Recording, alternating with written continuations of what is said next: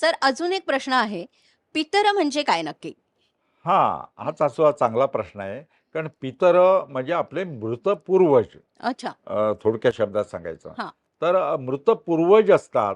ते पितृपक्षात यमलोकातून आपल्या घरी येतात. हं.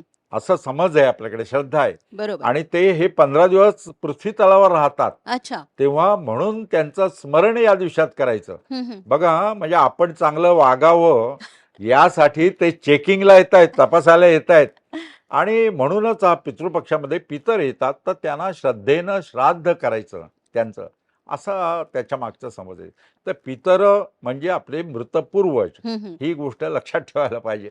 आणि म्हणूनच आपले पूर्वज ज्या तिथीला मरण पावले, मृत्यू पावले, हां. निधन पावले, हां. तर ते त्या तिथी ती ही अपराह्नकाली असेल, हां. त्या दिवशी त्या माणसाचं श्राद्ध करायचं. अच्छा. खरं म्हणजे भाद्रपद कृष्ण पक्षामध्ये म्हणजे हो. पितृपक्षामध्ये दररोज श्राद्ध करायला सांगितलेलं आहे. पण अच्छा. आपल्याला ते जमणार नाही. तर बरोबर. ज्या तिथीला आपल्या पूर्वजांचा मृत्यू झाला असेल, हां. तर त्यांचं स्मरण त्या तिथीला करायचं अपराह्नकाली, असं सांगण्यात आलंय. अच्छा. आता इथे बघा, श्राद्धचं कुणाचं?